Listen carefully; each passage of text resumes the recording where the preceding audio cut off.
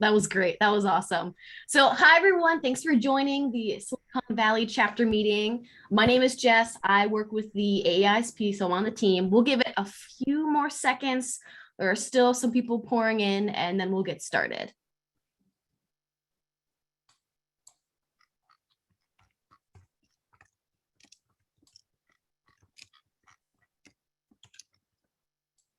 All right, let's just go for it. So that was, I don't know if some of you heard that we had some great music going. That was awesome. So welcome to the Silicon Valley chapter meeting. It's on a great topic. There's a great panel lined up. I only have 2 announcements and then I'll hand it off. So here, AISP has a few fantastic upcoming webinars. So make sure, check it out, share it with friends who you think might benefit. And lastly, but not least, we are so excited. Our in-person annual leadership summit is back this March. And if you register before November 12th, we have an early bird discount. So great time to get together, learn, share, network, check out all the cool tools and all of our different tech providers. So with that, I will go ahead and hand it over to Kat. Hello, everybody. My name is Kat Andruha, and I am the chapter president of the AA-ISP Silicon Valley. Thank you so much for joining us. We have a ton of our chapter board members on the line. Penelope, Michael Tuso, Michael Mischler, Andre, Nicholas, everybody wave your hands high in the air, like you just don't care. Say hello to the team. The AA-ISP has been part of my life, I don't know, since about 2009. So it's really helped me hone in on my best practices. So we're really excited that all of you are here. And today we're specifically talking about the Great Resignation and mental health and what's going on post-pandemic, right? Just to kind of give you guys some insight, I've got like 2-day-old hair. I've been up till 1 a.m. studying for my MBA stuff. I've got 2 kids, a husband that works full-time, also trying to take time off to go on vacation. And I manage a team globally. So I'm at that point too, where I am up to here mentally as well. So it happens to everybody on this call. I don't care how super amazing you are, how robotic you can possibly be. We all reach a point. So we are here to share some best practices around what you can do to de-stress, but also help your employees, help your company, help your team, and help yourself move further up in that success ladder by managing stress and anxiety and your mental well-being. So with that being said, I am going to pass it off to our amazing panel to introduce themselves to you. And here they are. Sean, I'm going to pass it right off to you. Sounds great. All right, it's really nice to meet everyone. I'm Sean Kawaguchi. I'm part of the board of directors over at Uncrushed. It's a nonprofit mental health organization. And I also am on the recruiting team over at Workato. So, just a little background about me, helping building out the recruiting team, helping spread the word about mental health. It takes up a lot of time. I consider myself to be a pretty big mental health advocate, just seeing, how much work goes into being in sales and recruiting and just being in tech overall. And so having the chance to really, work with everybody here, very excited to meet all of you. And yeah, excited to get this panel, get this panel going. Jeff, you want to? Yeah, for sure. No, nice to meet everyone as well. And great intro, Sean. My name's Jeff Riseley. I'm the founder of the Sales Health Alliance. And I created the Sales Health Alliance to really focus on creating more awareness around mental health and sales and really empowering sales teams to reach peak levels of sales performance through better mental health. So everything I teach is around stress management, anxiety, how do you bounce back from rejection and navigate things like burnout. So I'm really excited to be part of this conversation. It's definitely required. There's been a lot of data that's been popping up, those scary numbers that we've all been seeing about how crazy the situation has gotten for a lot of us. So yeah, looking forward to contributing and having a great panel discussion with everyone here. I'm pumped. Great, Susan. Hi, everyone. My name is Susan, and I run the North America sales development team at Asana.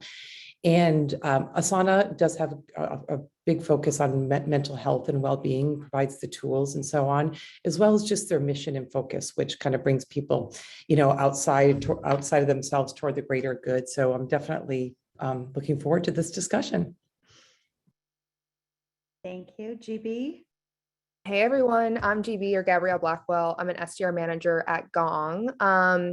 I think one of the things I'm really excited about is kind of talking about some lessons learned from this year, as Gong has definitely not been, the Great Resignation has not been a stranger to Gong. So some of the ways that we've responded, some of the encouraging things that we've seen from the SDRs on our team as well. So I'm also really excited to learn from everyone else on the panel too. Thank you. And definitely last but not least, veteran to the AA-ISP panels, Ralph. Hey, good morning. Good afternoon, everybody.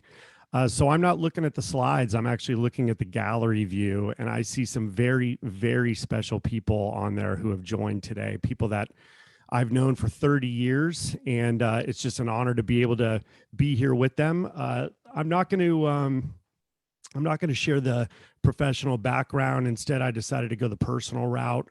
So I am a husband of 25 years. I met my college sweetheart 30 years ago, and we celebrated 25 years of marriage last month. We have 3 beautiful boys. 2 of them are in college. 1 of them's in high school.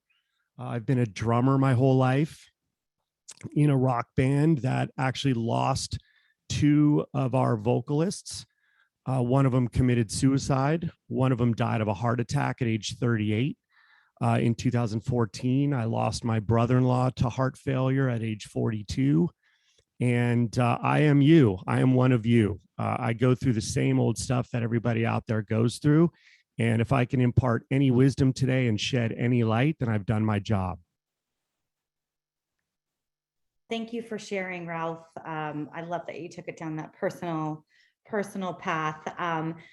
Let's dive a little bit deeper with our moderator, Andre Anderson, also not a stranger to the AA-ISP. He actually was the chapter president when I joined as a little SDR back in 2009. Not going to age us at all. Andre, you want to take it away and let's start this conversation. Yeah, no, thank you, Kat. And, Ralph, that's a tough intro to follow because one of the things I was going to, I think, set the tone with was that, first we want to acknowledge that we're going to hear the words burnout a few times today, and that it's a relative term. There's a lot to unpack. So I think interpret it as you see fit, but just to kind of borrow on what I think some of the introductions and backgrounds, but I love what you did there, Ralph. And I actually learned this from you, from one of the many AA-ISP meetings I've been a part of. And Kat, I'm older than you. So, so if you don't want to age yourself, but it's today, if you can walk away with like one idea, one thing that's going to make you, I think about where you want to go. I think, like Ralph said, we did our job because the job doesn't define you, right? So that's one thing I want to reiterate here in terms of setting the tone. So I stayed up a little late, so I kind of ran afoul of the theme of today, and there's so much information out there in terms of the Great Resignation, and I am going to share a couple of slides just to set the tone for the questions I'm going to ask the panel. So give me 1 second as I do that, and hopefully you guys can see my screen. Yes, I'll take that as a yes. So I actually found this on a posting on LinkedIn yesterday. It's from a survey that was done by a group called the Future Forum, which is, I guess, a Slack-backed consortium on how to navigate, companies to navigate in the kind of digital arena these days. But you can read some of these bullets yourself. But 57% of the folks out there are looking to find a new job next year. There's a lot of disconnect between leadership and the folks who are doing the day-to-day work. And if you guys aren't familiar with Priya Parker, you should follow her on social media. But one thing she cited as a result of, I think, some of the many surveys out there, she's using this as an example to kind of set the tone. We're all living in different realities as a result, right? And then, as part of this 10,000 person survey, and I'll actually put in the chat later the source for this. That way you guys can kind of dive a little deeper on this. A lot of folks are, reporting that, leadership's planning what to do in the wake of, the great pause, or, the COVID pause that's happening right now. And not getting input from the folks who are doing the day-to-day work is a mistake. So there's a lot of bad management out there. I'm just going to say it, real talk. And then a lot of folks want flexibility and schedule flexibility.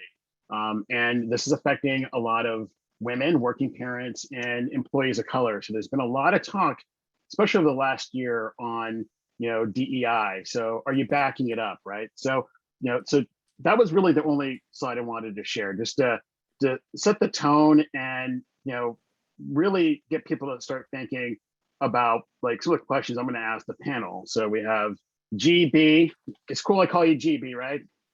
GB, are you with me? Susan. Yeah. You probably hear that all the time. Susan, Ralph, Sean, Jeff, nice to meet all of you. I guess the first question I have a lot. I mean, I'm on my first cup of coffee, so I'm in San Francisco, so it's still morning for me. So bear with me. But the first question I have for all of you is like, how are you been managing to keep everything together? Is the broader question. And what have you been working on, and what resources are you using to keep yourself together? Why don't we start there on the personal front? And actually, I'm gonna start with you, GB.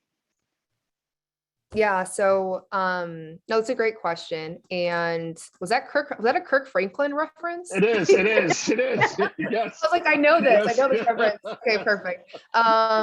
No, I think this year has been tough. It's been really tough as a manager of frontline reps, especially folks who, it seems like I hear stories about companies not really being able to retain SDRs and frontline talent. So I know for me, I've had 10 people exit out of my team in the past year, right? While also having to bring on new folks. And that could be for a range of reasons, whether it's performance or mental health related. So I think taking care of myself is kind of a strategic part of, I need to make sure that I'm there, present and available to my team. And I have to take care of myself first before I can take care of anything else. So a large part of, my self-preservation and rejuvenation process is like everything from having a coach that I meet with on a weekly basis, to having a really strong community around me. So whether that's fellow coworkers or friends outside of work, it also looks like knowing when to press pause. So that might mean, hey boss, like I'm really out of it and I need to take the afternoon off, or like, hey, I need to plan for a me day next week. And there's other certain things that I'll do as well, where I feel like I carry a lot of stress in my body, especially in my shoulders. So that's scheduling like a monthly massage, just to make sure that I'm taking care of myself physically, mentally. I'm definitely not someone who's shy about going to therapy either. And I joke around and say I'm a hippy dippy witch lady. So I have my crystals, I have my tarot cards, I have my plants all around me. So I really do try and think about it from like a holistic standpoint. Again, it's something I share with my team all the time, is like, if you're not taking care of yourself, you can't take care of the work. And so I have to abide by that. That's fantastic. In fact, oftentimes slowing down is a sign of strength. So I love that you pointed out that, knowing when to take a pause. If your Wi-Fi was a drop and you weren't able to plug back into this, if we were all do that one thing, imagine the day-to-day, right? Yeah. Susan, what about you? So again, the broader question, how have you been managing to keep everything together? What areas have you been working on, and what resources have you been using? So yeah, no, it's a great question. So yeah, I think in terms of, we're in a build phase here at Asana with a sales development team. And so, I just personally, it is remembering to take space. We're all working very hard. I'll bring this up. One of the books, which I read a while back, and the Asana does, is The Conscious Leader, which talks about asking yourself if you're above the line, which is, are you present and in the moment? Or are you below the line, which is, when you're feeling frantic, you have 60 emails, you've got personal, things to get to. And if you are, you're not at your best self, and having those conversations with yourself. And if you're not, it's probably not the best time to make a big decision. It's probably not the best time to brainstorm through something, right? And, Asana gives you the space to understand, like, where am I on that continuum? So that's one of the pieces of which I try to, follow, navigating the, the personal situations, kind of, I hear people talking about kids. Ironically, I have one daughter who just went off to college, and I know some of you are probably like, oh my gosh, if they wouldn't be, I wouldn't have to do all this parenting, and you miss them. But like, I'm having to learn to manage the silence when I come home, right? And how that affects your mental health, and how not to just come home and go straight to work because you're not having to get someone dinner. So that's a paradigm shift for me, and then for the team overall, in terms of the resources, again, Asana uses Modern Health. There's resources here. That you get X amount of free therapy sessions, which people are open to. And I think just even having and being really open about mental health gives people the freedom to use it. You might hear in the beginning, like, that's great for people that are struggling, I'm all for it. But asking yourself, wow, could I do a session? Maybe it would help me today. When do you think you're at that line, and very open about it?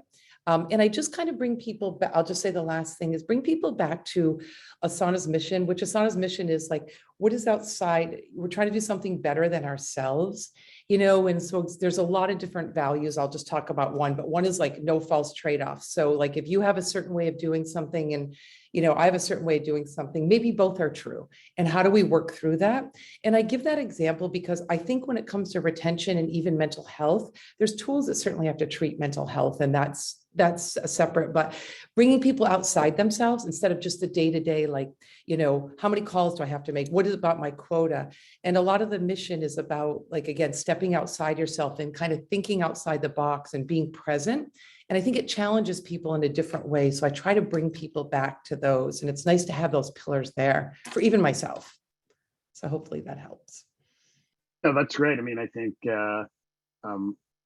not to sound hippy dippy, but it's true. And maybe, just lean into it, right? The recommendation you made on the conscious leader is something I am definitely going to follow up on. And I think it is all about being a conscious leader, because like I said before, there's a lot of bad managers out there. And this was before COVID. So COVID's only amplifying bad, lazy managers. Yeah, I said it. Not doing, consistent one-on-ones. I mean, it's the same thing like when we're sales professionals, right? The same energy you use to get that prospect and win that deal, are you employing the same energy with your customer success team to keep the customer? Sometimes we don't, right? Well, the same applies to, I think, the folks we hire. We are like, laying out the petals, rose petals to recruit them, but then, not the same energy to keep them. So no, Susan, thank you for that. You keep triggering a lot of interesting and good, triggering in a good way, good thoughts, good ideas. Well, then we'll make our way over to Sean. So Sean, you're the recruiting side of things. So I'd love to get your take on this. But the question, once again, how have you been managing to keep everything together for you, Sean? What have you been working on, and what resources have you been employing to kind of do it all? Yeah, that's a great question. I mean, just to give a little more background. So about almost exactly a year ago, I lost my dad, and then I lost my grandmother about a month after. So a lot of loss, a lot of pain. And, I really was looking kind of, excuse me, internally, as far as like, how am I going to manage this, on top of work? Like, first off, Workato gave me a couple months off, and that kind of allowed me to regroup a little bit. I mean, even though it's, loss, especially when it's family, is a lifelong journey.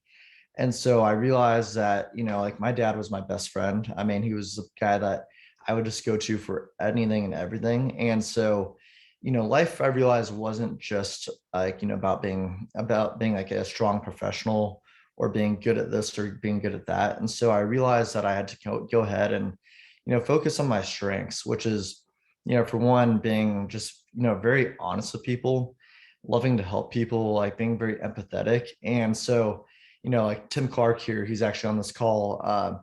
He had reached out about joining Uncrushed because he had seen that I was, being very much like a mental health advocate, whether it was on LinkedIn or other forms of social media. And, how I kind of got started with that was that I really realized that being honest with people, like on a public level, allowed me to feel like I wasn't alone. And that's something I still very honestly struggle with today. Like, is just because, when you lose somebody that's so important, like your own father, you really do feel alone just on like a daily basis. And, my colleague, Connor Mahoney's on this call. He's also been somebody that I've really lean on as, a support system. And so, I kind of tie it all together. I mean, I have friends from golf, I have friends from work, I have friends from my mental health advocacy. And overall, I really, really emphasize, even if you don't feel like you need a support system, don't be afraid to go ahead and reach out. Like, I have a therapist. I've actually changed therapists 3 times just because I wasn't really feeling like I was getting enough out of it. I changed my career into recruiting because I felt like I needed to do something for myself, which, being in sales for a few years, people always ask me, like, what's the next step? And I was always telling them, I'm going to just keep moving, forward in my sales career. And I finally was just like, what would be really helpful for me is being able to talk to people on a daily basis. And that's why I moved into recruiting. And I found that it just made my days so much more lively. Like, I enjoy, interacting with people on a daily basis, because as an extrovert, that brings me energy. And I feel like bringing people into a new company is very fulfilling. And so just really leaning into anything and everything that I can, just as far as being, as far as fulfillment goes, has been a game changer for me. And that's where, being on this panel, when Penelope reached out and asked me, I thought, hey, what better way to, celebrate a Wednesday than to go ahead and talk about mental health, something I'm very passionate about. So that's kind of my take on this. Oh, well, thank you for sharing that, and I'm sorry for your loss. Thanks. I went through the same thing with my father about a year ago. So I think what you said resonated with me. Surrounding yourself with a solid support system. I actually did what GB recommended, and I actually got a coach to help me professionally. But talking to a therapist, just having that system around you, and even if it doesn't mean a therapist, but just making sure you have like a good posse that's got your back. It can be 2 people, it can be, but it'll grow, because just having this dialogue makes a difference, man. And I thank you for setting aside the time and sharing this with us. This is where I think we together have been able to kind of navigate through this. So thank you so much, Sean. Again, we're on this. I mean, we're only at an hour. We only have like 35 minutes left, but this is, I think, a good way to kind of start the dialogue. So I'm going to make my way over to Jeff. And Jeff, I'd love to hear more about the Sales Health Alliance. But broadly speaking, but first I'd love to get your answer to the question, which is, how have you been managing to keep everything together, keep yourself together? What have you been working on, and what resources have you employed to kind of navigate through the last 18 months? Yeah, again, I think it's a really powerful question. I think I guess my answer probably touches on a little bit about what we've heard from Susan and Sean and even GB. Like, I think the one of the biggest things that I try to do on a daily basis is really lean into sort of that servant mindset, or taking that altruistic approach. Because the thing about anxiety is, it's when it starts to get fueled and ramped up and go a little nuts, it's normally when that internal conversation becomes all about you. I feel like a failure. I'm not going to hit my target. I'm going to lose my house. I'm going to lose my job. And that really starts to start that internal dialogue. And it feels like there's this big camera that's totally zoomed in on your face, showing all of your tiny little imperfections and failures. And it's so hard to break that. And one of the best things you can do is switch it to really focus on who are the people that you're trying to serve and help in every day. If you're nervous before a sales call, if you're nervous before a meeting, going into those meetings thinking, how can I create the best experience for the people around me? What can I share with them to make their day a little bit better? And just having that one little mindset shift has been critical when I'm thinking about when I'm waking up every day and I'm feeling burnt out and I don't want to move. I'm thinking about that rep. I'm thinking about that sales leader who is struggling. And I'm thinking, it's not about me today. It's about getting up and helping them, which has been really critical thing. I think the other thing that I'm doing on a regular basis is really, really focusing on bookending my day. So I have a startup routine of various exercises that I do, whether it's shared with people on the call, like throughout the morning, I'll do like a Wim Hof meditation and breathing exercise. I'll do a cold shower, and then it's a light workout. And then bookending my day at the end of the day is a shutdown routine. I'll do things like make a gratitude practice, make a to-do list, maybe go for a walk outside. And this really helps me have these strong boundaries between work and play. So it helps my body easily transition between work mode and shutdown mode. So that's like a big thing for me. And I'd also say that I think one of the most critical, I guess, my golden rule when it comes to mental health and improving mental health, whether it's in sales or any aspect of your life, is something that I learned from Rich Roll and his famous line that says, your mood follows behavior, and you can't really think yourself into a better mood. Your mood is following the behavior and the actions that you're taking every single day. So really being mindful of the micro actions that I'm taking every single day and trying to cast more votes towards moving me into a better position than against it. And that's going to be things like even with the food that I'm putting into my body, what time I'm getting to bed, basic things. If I'm going for that walk, if I'm sticking to that routine, has been really, really critical. So if you take one thing away, at least from my end, it's think about that. Your mood follows your behavior. So how can you start capitalizing on executing the right actions and behaviors each day on a small scale that will lead to monumental shifts in your mood at a macro scale? So I hope that kind of helps the group. Yeah, but talk to me more about those cold showers, man. Do you really do that? Yeah. Like cold showers are incredible. Like they are, I do them every single day. I start in a warm shower, but then I ice it down for about 2 to 3 minutes right at the end.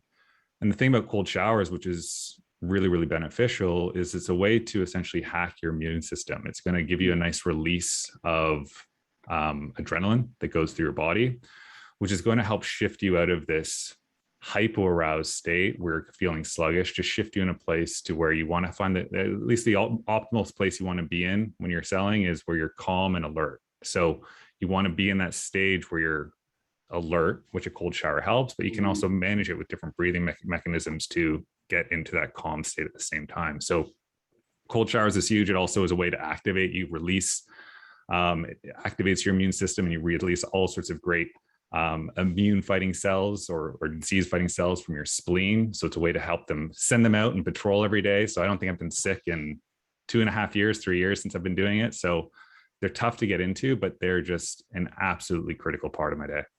Yeah, I mean, you got the breathing part right, because I'll be hyperventilating. I'm like, okay, this is really cold.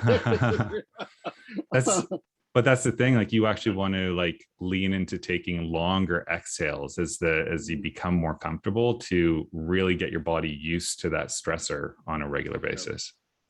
Yeah, no, I mean, I wrote down like a quarter page of notes on what you just shared, Jeff. I mean, I think the book ending your day, the cold shower, I might try that. Yeah, you guys, little steps, right? Crawl before you walk. Start cool and then start kind of working up the intensity. And again, if you're starting to do it, one of the better rules, and if you think about the habits you're trying to build, is just set an internal rule with yourself. I'm never going to miss twice. It kind of shows that nice balance between you're able to be compassionate on the days when you just don't feel like doing it, and it's okay to take breaks, but never miss twice. And trying to I try to apply that rule to every single aspect of my life. It's okay to have a bad day of unhealthy eating, but just don't make it twice. Like it helps keep yourself accountable to some of the actions that you're taking. Yeah, I mean, and I think the other thing I thought was pretty interesting, and we'll get to you, Ralph, in a second on the same question. I haven't forgotten about you yet, but the shutdown routine is another one I thought was pretty interesting because for a while there, and don't act like I'm the only one who did this, but doom scrolling, like I gotta just just go through, like I gotta just get that one little thing that's trending, but you're internalizing that before you go to sleep. So, but that's the other thing with that I would add to that shutdown routine is a to-do list. It's so basic, but so many of us don't do it. But the really nice aspect and kind of the neuroscience behind making a to-do list every day is it prevents your brain from getting caught in what's called a worry loop.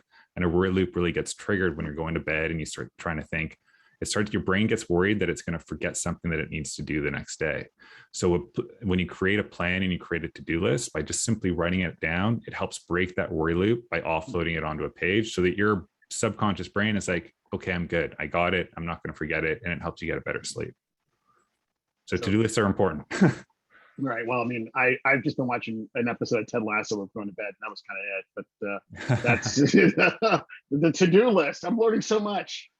This is great. Thank you so much, Jeff. And we're going to get back to all of you. I mean, what an amazing panel. All right. Last but not least, on the first question, we're only on the first question. We're at the 9:32 mark. Ralph, Barsi, So Jeff brought up like, being a servant. Yeah. And I actually learned the concept of being a servant manager from you at one of these meetings like 10 years ago. But, just kind of repeat the question. How have you been managing to keep everything together? What have you been working on, and what resources have you employed to kind of make it all happen?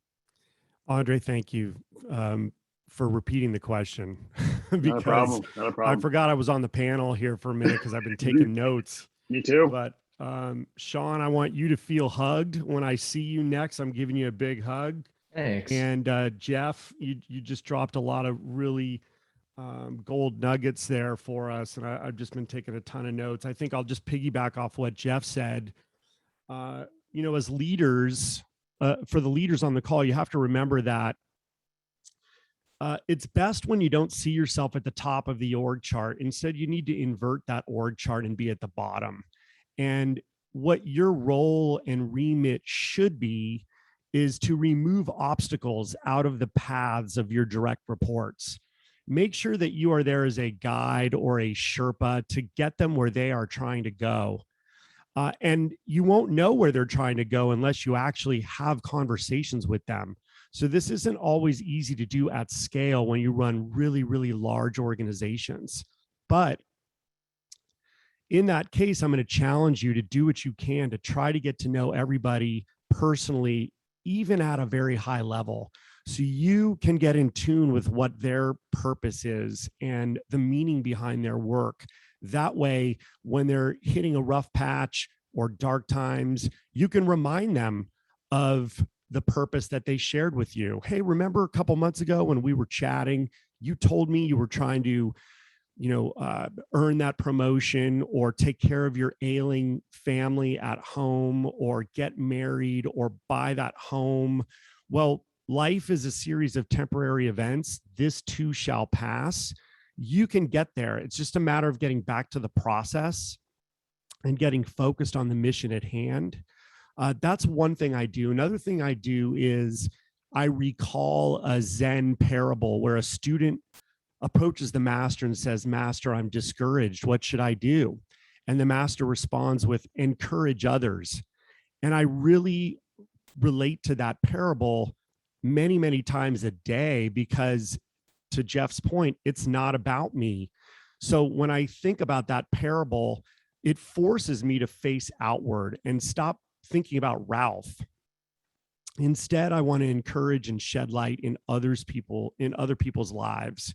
So that's really important. And then lastly, people on this call who know me have probably heard me talk about really developing an attitude of gratitude. I would put some money down that 99% of you are watching this panel from a laptop that you didn't even pay for. You could take a deep breath right now or wiggle your fingers and you're not in any pain. There's no IV stuck into you right now where you're trying to make it through the next couple hours or the next, day or week. So be present, be grateful for everything you do have. Many of us are drinking fresh water right now. There are villages on this planet that don't even have fresh running water. So just take a moment to take stock of what you do have and take stock of how great life really is. If you live life as if it's rigged in your favor, beautiful things will happen. So that's how I handle it. I keep talking. I'm still taking notes. I need time to finish writing that down. Well, that last quote is a quote from the poet Rumi. It's one of my favorites. And also there's a Barsi family philosophy that we have to act as if something incredible is about to happen. And when you live life like that, it's pretty fun, pretty exciting. And you stay in the sunlight when you do that. Like I said before, if you have to jump to another call and this is the last thing you hear, amen. What if this is only the first question? This could easily be like a 2-hour session and we only have about 22 minutes left. But Ralph, thank you for that, because it's interesting. I think it's just getting a chance to know you over the last 10 plus years. I internalize a lot of that. Being, yes, servant manager, but I think just acting as that spirit guide or Sherpa, and really being a coach, right? So there are a lot of leaders on this panel. They're in fact all leaders. Everyone who's on this call is a leader because you're investing in yourself. But then there are individual contributors as well. So if you're an individual contributor, this is an opportunity for you to like pay attention to what's being shared on this panel and then manage up, and don't be afraid. In fact, that's a great, could be a good segue into my next question, but I just want to also point out that, that develop an attitude of gratitude, right? So I just think that was another, I think one of the many nuggets you shared, Ralph, that if you can just, stay in the light, find others that share that same mindset, surround yourself with that, which is a point that was brought up earlier. You're going to get through, I think, the tough times, those tough stretches, and then I think just talk about it. So I think, I had no idea that this question was going to really, I think, unlock all of these really fantastic thoughts. I think one thing I'm curious about is like, in the age of COVID, I think not meshing with your peers and leadership has been harder, right? So we're all remote. So we're talking about like how we talked about how you guys individually are kind of keeping it together, but how are you able to, as leaders, kind of bridge that gap between leadership? And any tips or recommendations on what individual contributors can do, in getting that face time with the leader or with an executive. And Ralph, you kind of pointed that out in your answer. So I'll start with you. What are your recommendations now that everyone's remote? Well, first and foremost, ask. That's number one, but ask with some context. A lot of individual contributors, in my experience, they'll run into a problem and they'll come right to the leader and say, I've got this problem. What should I do? Without really thinking through it at all or trying to find a solution to the problem. So I like to encourage individual contributors to try to come up with 2 solutions to the problem you're encountering before you escalate it. And give the leader a multiple choice. It's going to show your critical thinking skills, and it's going to flip the script. And now you're the leader because you're the one who was resourceful enough to figure out a potential solution to this problem. So that aside, to just get some time with the leader, make sure that you always provide some context. Hey, Ralph, I'd love to meet with you for 30 minutes on Tuesday at 10 or on Wednesday at 11, very similar to the prospecting work we do. Here's why I need to meet, running into this issue, really want to talk about a personal matter, and I want you to help me maybe broker an introduction to somebody that you know. But just tell me what we're going to be talking about.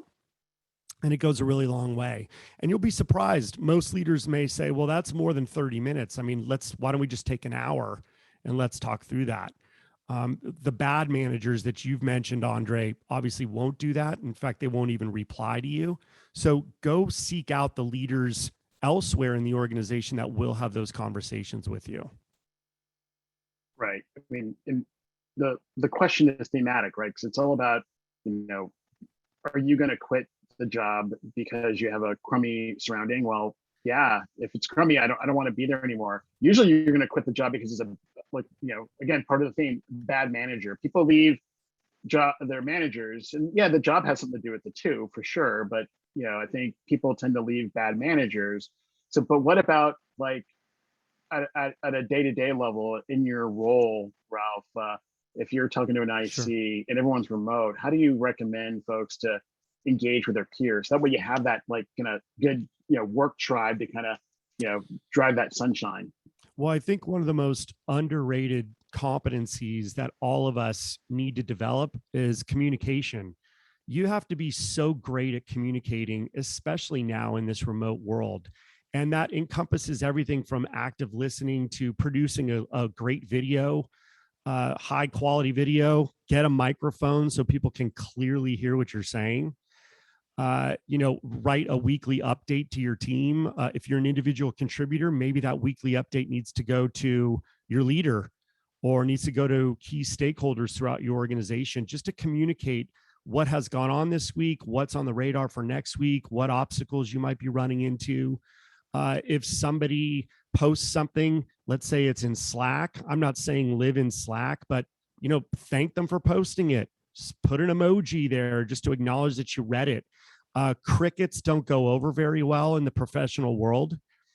So, be a little more proactive and take a little more initiative in communicating with people.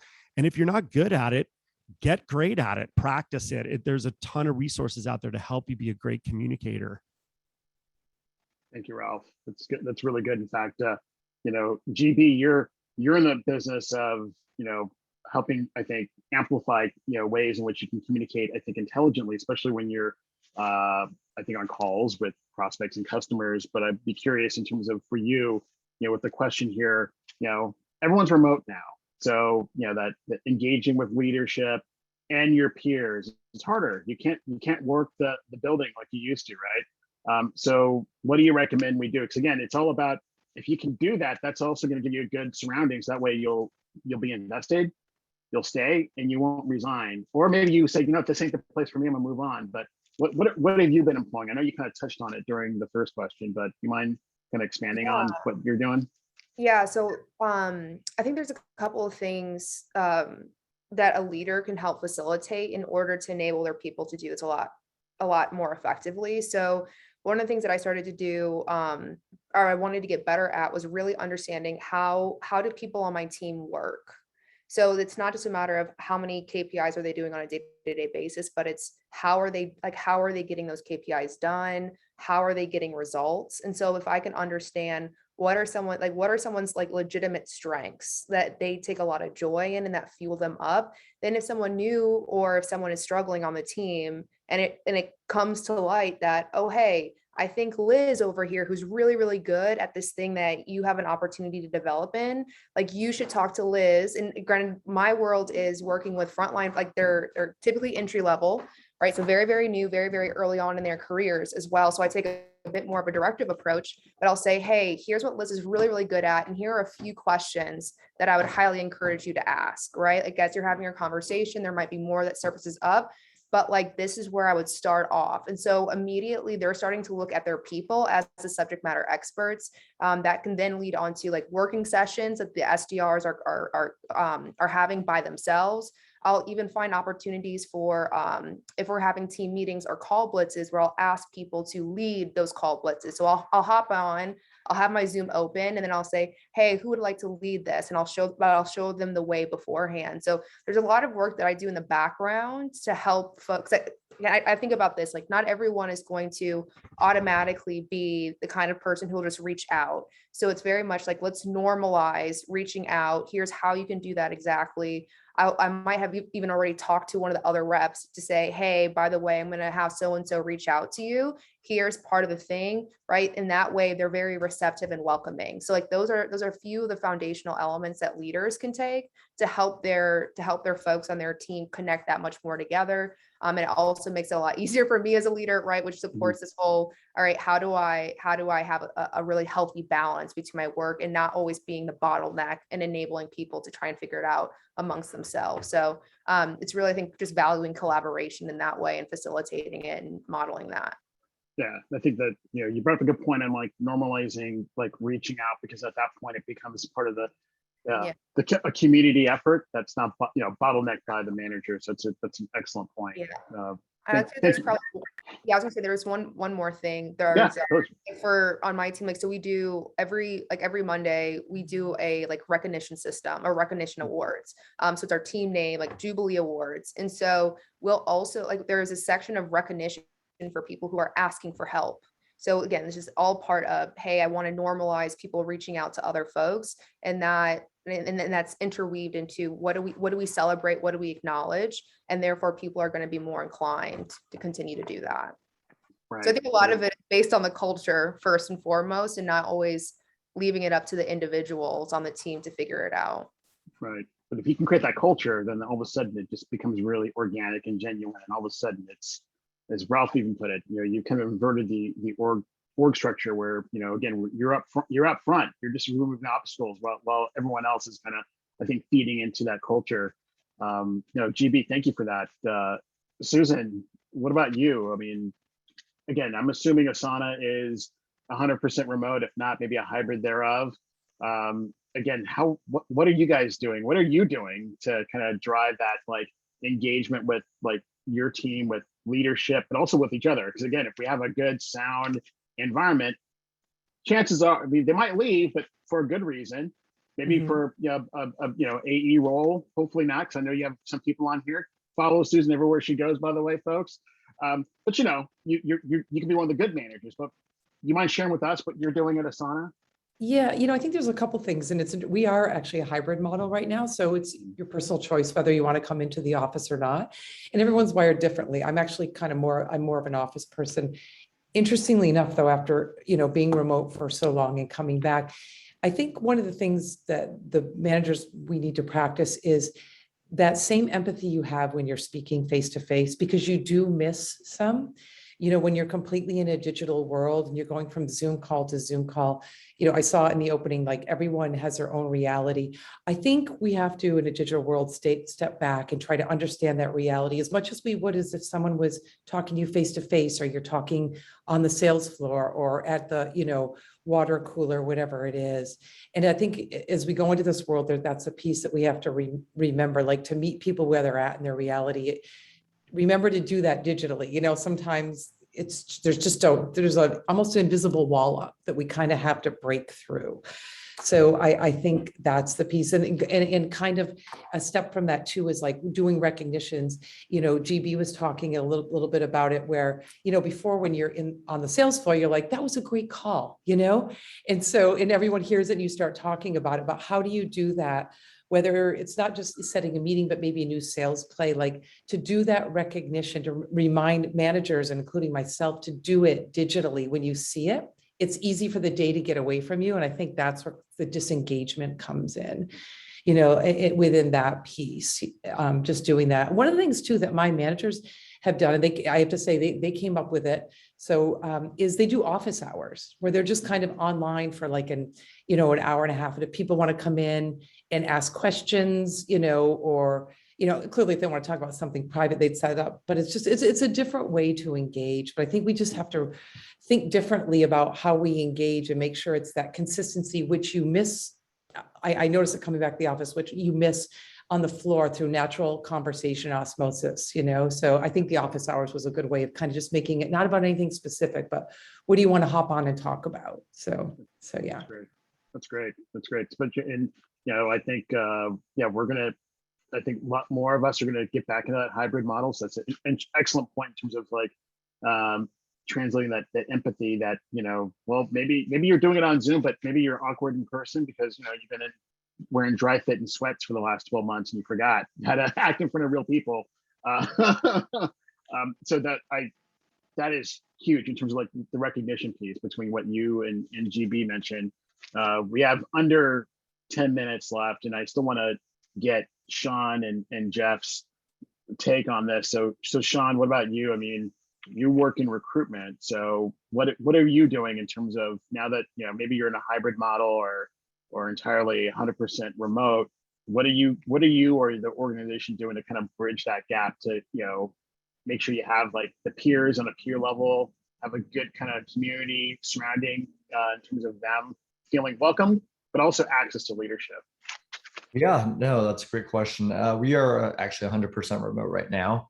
Probably will stay that way for the most part, as we move forward. But one thing that I've really focused on, and I had to I've had to learn this at times, is that everyone has a different communication style, and so really zeroing in on how people want to communicate. Like some people are more just like, hey, Slack me whenever. Some people are more like, just let's pick up the phone and call. Some people want that face-to-face time.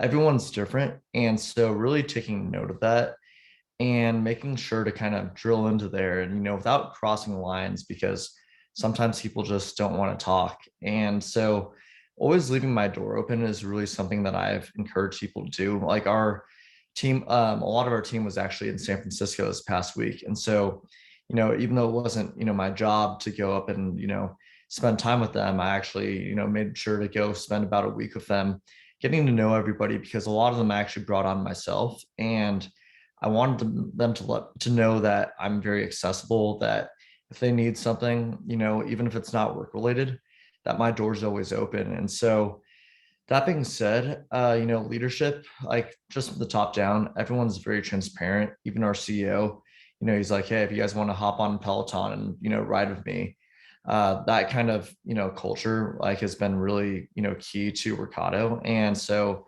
I, have always tried to do that, wherever I've gone. And I always want to make sure that everyone feels heard. And so, like even the people that I brought on recently from a recruiting standpoint, I created a separate channel for them because I know something that people really, I kind of struggle with going into a new company that I've heard from my friends and people that, are acquaintances is that they feel like overwhelmed. And they're like, hey, I'm just sitting here in a room by myself, trying to get acclimated to this new job. And one of the last things that I want them to worry about is how to fit into the culture. Right. And so that being said, I think that, I've seen it here in the Bay Area. Not everyone is always like, hey, let's be friends. But I am trying to be that, one of those people that is changing that. So if anybody wants, to be friends, whether we work together or not, my door is always open to all of you.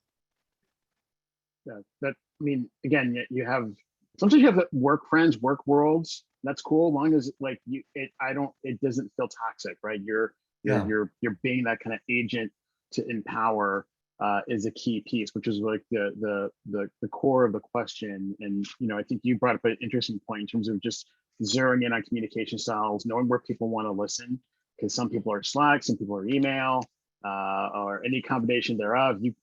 It's our job as leaders, but also as individual contributors to like, hey, no, I'm big on Slack. Don't email me. So it takes work.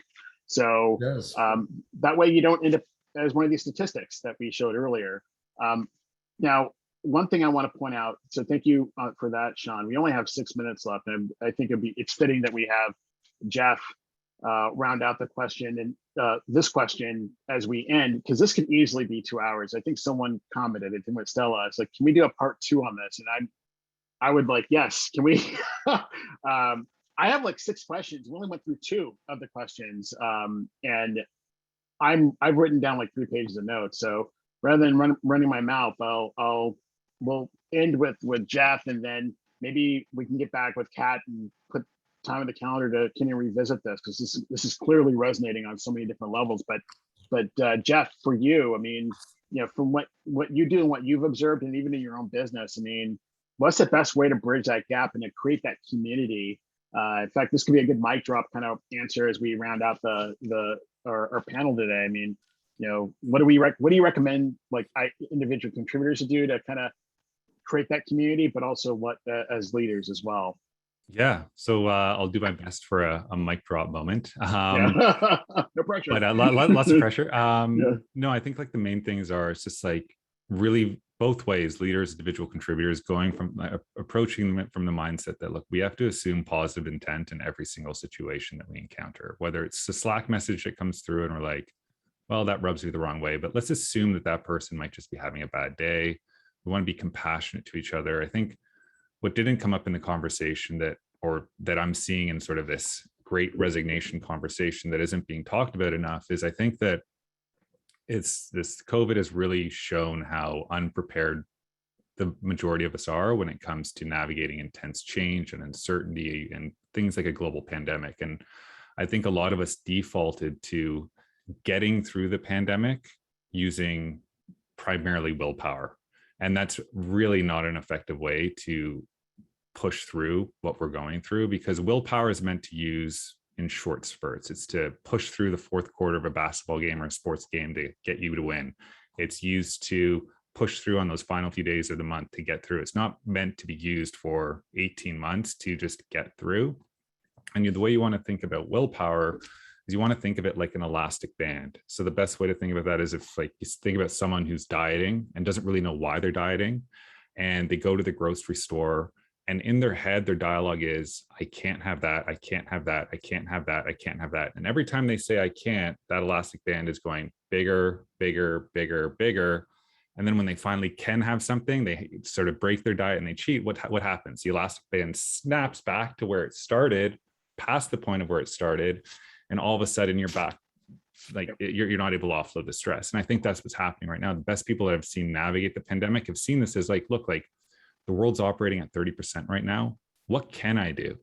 But the vast majority of people are saying, I can't. And what we're seeing with this Great Resignation is we're seeing that snap back where 2-week vacations, wellness days, it's not good enough to offload the stress that we've all been dealing with. And it's snapping back past that point, which is why we're seeing things like sabbaticals, people making reactionary decisions of like changing companies.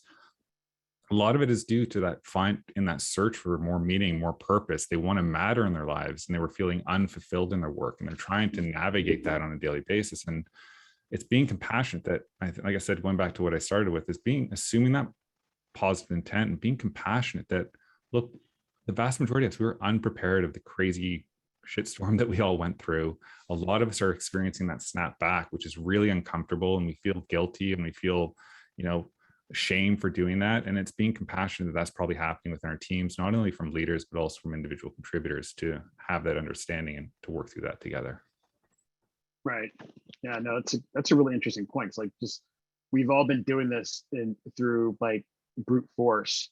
And yeah, that's good for like a quarter in push, but not for 18 months, right?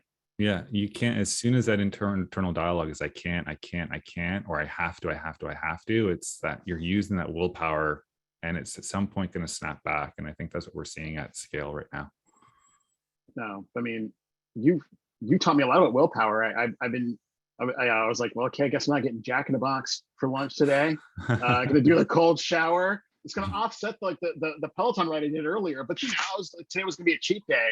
But taking care of each other, being compassionate. I think another point that was brought up earlier in terms of having perspective. We have a mechanism by which we can watch this with the company provided laptops, and we have fresh water, and looks like everyone is healthy, but maybe we're alive and functional. There's so much to be grateful for, right? And I think a lot of it can translate into what we do day to day, which, again, the job doesn't define us. So we're kind of ending the conversation today as we started, right? Coming from that personal level. But I wish we could have more time. Kat, what should we do? Should we make a part 2 session of this? It looks like most of the people are in. So what we just need to do is just lock down a date, and we can definitely do this again. This was so inspiring. Sometimes just sitting here and learning from each other is amazing. And next time, what we'll do too is really just hone in on maybe if there's any audience questions on follow-up, like what have you been doing? Let's all chat with each other and see, what did we do? Let's make it an action plan, right? Like we learned, we changed, and we grew. And let's see what we can all do together to support each other. Penelope just threw everyone's links up in the chat. Please connect with any of these amazing panelists. If you have more questions or you have more areas that you want to dive into, do it. The world is your oyster. It's up to you to decide that for yourself. So we're all here to support. So thank you, Andre, for an amazing moderation. Thank you, Penelope, for all of your help. Thank you to all of our chapter members. Don't forget, come be a member too. We need more of you guys out there. So thank you again to all of our panelists. Amazing. Thank you. Thank you, panelists. Thanks. Thank you. Thanks. See you. Yes. Bye.